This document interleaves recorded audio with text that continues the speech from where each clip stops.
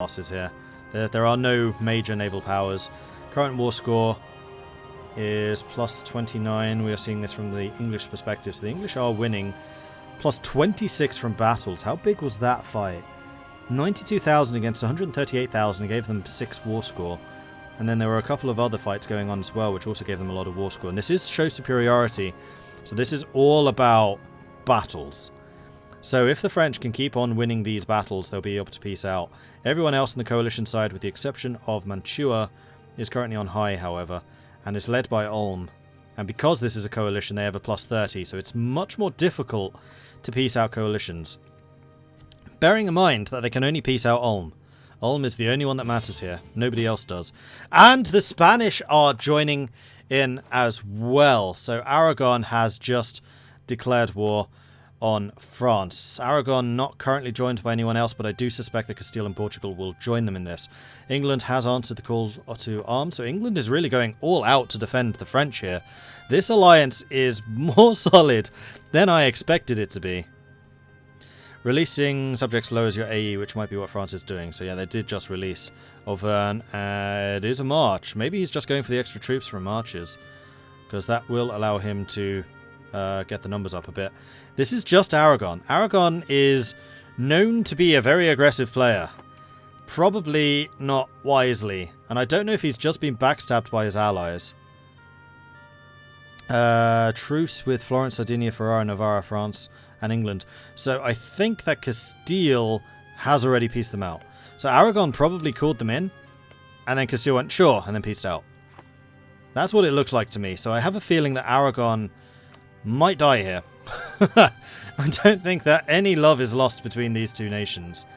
Catalonia is a French march already, so Aragon was probably hoping to snipe this territory away from him, but 13,000 men is not going to cut it. Meanwhile, the coalition is over. Apparently they did manage to peace Ulm out.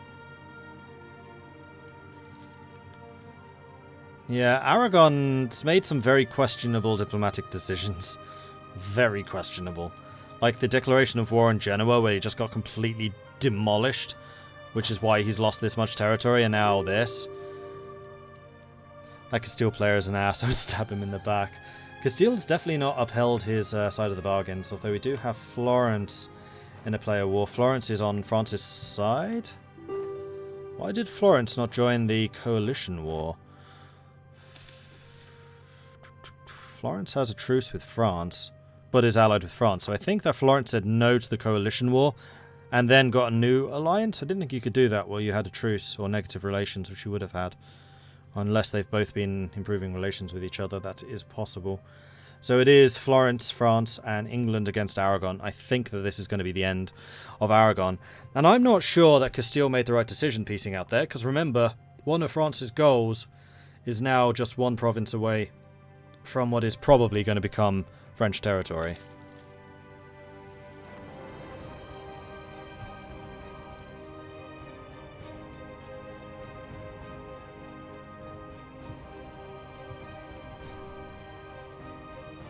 You chose poorly. Absolutely he did.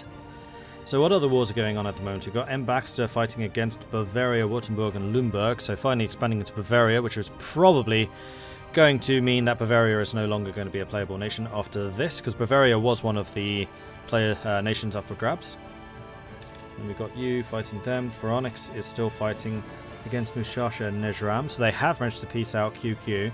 We've got Poland fighting against the Livonians, Nuremberg and Magdeburg. So this is the war that Brandenburg was talking about earlier. Brandenburg is also involved in that, and also in the Bavarian War. Are you allied to Austria? You are allied to Bohemia. Wait, who declared this? Did Bohemia declare it? Oh, Bohemia declared a separate war and brought in Brandenburg. So yeah, Austria and Bohemia dividing the land between the two. But Brandenburg not really doing much for this fight. At least not yet. What other wars? We've got Darkfighter, Muscovy beating up Kazan currently. So Kazan, I don't think it's going to be playable after this either.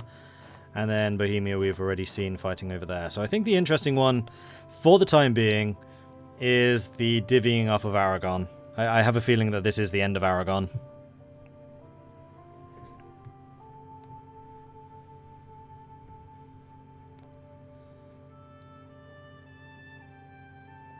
And that means France is now over the massive defence mountains. They already were.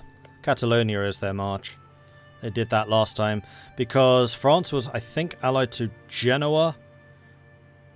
Actually, how did you get those? I'm trying to remember. Like, Aragon made a really big snafu when you went after Genoa for no real reason. I think Genoa, like, refused to send him, like, 25 ducats or something. It was a really petty war. So Aragon declared war on him and was annihilated. So the questionable decision-making continues.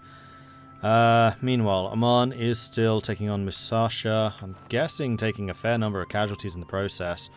Yes, they are. And also going into quite a lot of debt. Crikey. Okay, so I think that this war is costing him rather more than he expected. Kaiser Wilhelm out of manpower in Ethiopia and plagued by these rebels. I think that Ethiopia expanded far too aggressively early on. He did not take very much time to consolidate at all. And he didn't really have that many time pressures around him because the other players weren't really pressing south. The Mamluks had other issues or just weren't here, and the Ottomans have very much been Europe focused. And also they were busy consolidating Anatolia. Like, we haven't seen the... Well, actually, I think Karakanulu and the Ottomans are allied. Yeah, they are. The Ottomans are allied to Poland and QQ. And I think that these two do have a pretty good relation. So the Ottomans basically said, okay, QQ, you can go east, I'll go west, and I'll basically deal with Europe.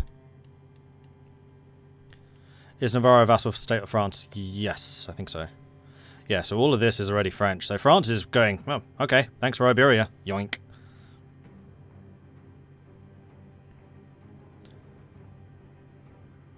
Aragon's war with Genoa went badly because he accidentally clicked on the wrong war goal when he declared. Well, it was a bad declaration in the first place. Are these all played by players? So all of the players here on the right, those are players. So the majority of Europe, I would say, is, and we can in fact go to the player map mode and we can see which nations are players. So Hungary was supposed to be a player, but he just hasn't shown up. Oh, Castile's not here. Who's supposed to be Castile? CPM. Oh, CPM crashed. Okay. 2 minutes ago. So see, Castile is in fact a player. I was going to say, did the AI do that to him? No, that was actually him. So Castile is a player. Oh no, we're missing Saxony, so there should be another player here. Hungary is supposed to be a player. Naples is a player. And Mamelukes are a player. So all of the coloured in stuff is players right now. Plus those bits I just talked about. And there it is. Aragon is now fully occupied. 99% war score.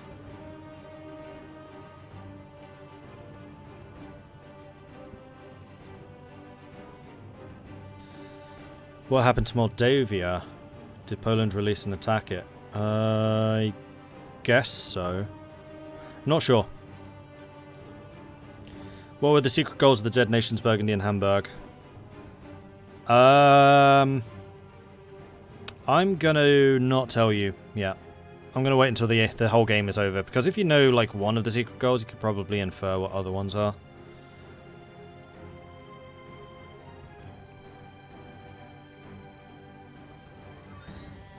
Plus it gives away some of the balance of power mechanics that I was talking about. Because if you know who they were supposed to be helping or hindering, then you may be able to infer who else is. Castile will have France breathing on his neck on land and overseas, with England watching happily. Not a good position to be in. No, Castile has completely isolated himself with this. I think that piecing out of that war was a mistake, because if it had been Aragon and Castile fighting against France, they could have stood a chance. I mean, it would struggle because all of these forts are owned by the French and not by the Iberians, but now this is basically guaranteeing Madrid to France. Well, it's not guaranteeing. Castile could still do some things, especially now that France is rivaled with the Ottomans. It may not be in the Ottomans' interests to allow France to expand into Iberia, and the Ottomans are definitely interested in like Mediterranean happenings, and giving the French this much of the Mediterranean, probably not in the Ottoman interest. And also like Naples, Florence, they may not like it either.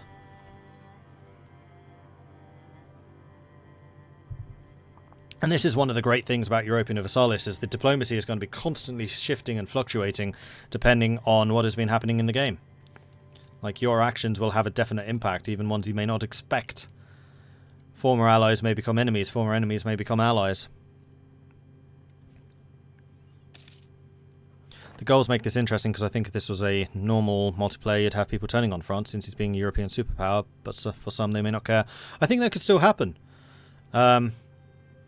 I think it could still happen. When a piece is going to check how much power France has in Genoa, because it looks like it's going to be a lot. It will be. So if we go and click on France, we can see he's already got 32% here. And France does look to be collecting. This is CPM coming back in. War successful. Got QQ out of the war, and then I was able to eat most of Mushasha. Nicely done. Yeah. So Oman grows. Yeah, I did see that you'd got a QQ out the war pretty quickly, so that was good. Yeah, I'm actually on military parity with them, and since they were fighting rebels, I was able to beat them since I'll just let them walk through the deserts into my land and then attack them when they were attrition. Yeah, so that's the way to do it. Now to deal with potential rebels, because I just took a lot of land. It's the same problem that Ethiopia's been having. Yeah, it's just this. I needed to get close to the Mamluks so I can join in on Helson's beating them up. Because I need that land on that west coast, because one, Mecca's there, and two, that's the most dev part of the Arabian Peninsula, with an average dev of like 5 as opposed to 3. So every point counts. Yes, it does. And there's also centers of trade and stuff down there, although they're not in the Aden node. They're in Alexandria if you expand that way. Yeah, I know, but I might end up working out a deal with Helson to like transfer trade up to him anyways. So I don't know. I'll figure things out. I just need the land and money at the moment. Yeah, I mean, you're a new country just coming in, so you're kind of trying to establish yourself, build up your foundations. On the bright side, my AI did not pick a stupid idea group for Oman. No, they took trade. Yeah, I was very happy with that. Yeah, I have noticed like the Middle Eastern AIs do tend to be fairly good, because remember in the previous session the Mamelukes AI was surprisingly strong too. I've been warned by the Mamluks. Oh no. Oops. Whoops. I'll leave you to. Okay, cool. Good luck. What's up with Brittany? Brittany is pieced out. Nothing happened with Brittany, apparently. They're just in a coalition against Aragon. Why are you in a coalition against Aragon?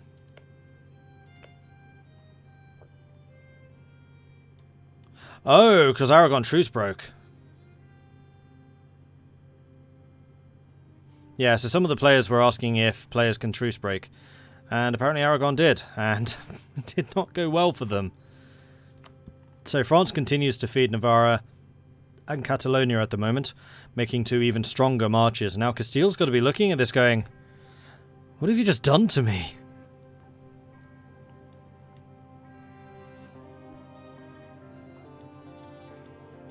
You think it's possible Castile pieced out because he saw the coalition pieced out and immediately knew it wouldn't work without the other war? It's possible. And it was CPM asking if he could no CB declare. Sorry, not no CB, that's illegal. He could truce break declare.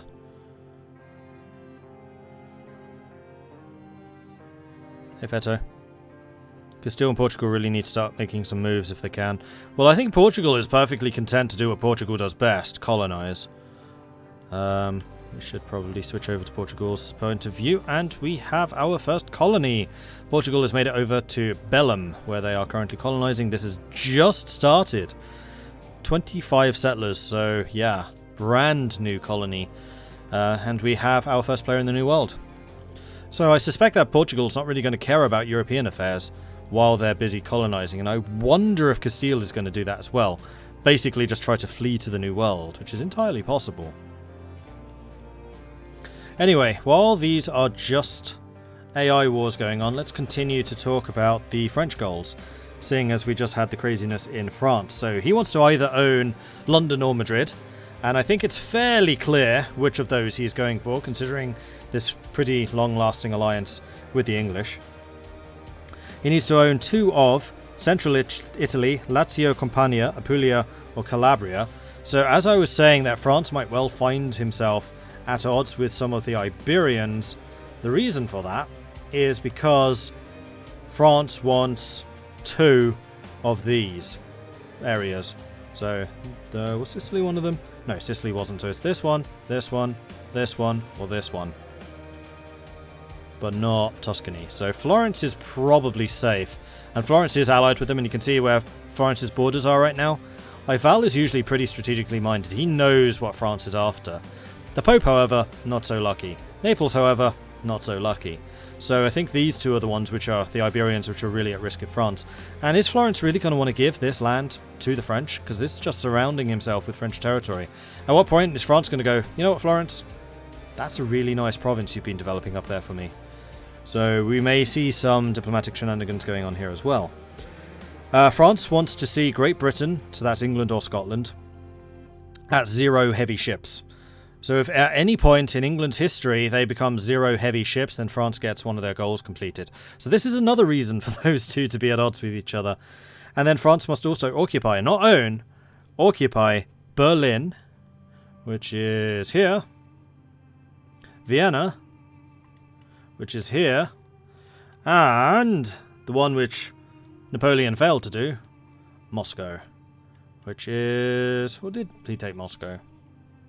He didn't take Russia, but I think he may have taken Moscow, which is... I can never freaking find Moscow. It's always further east than I expect it to be. There it is. So he needs to occupy all 3 of those in one war.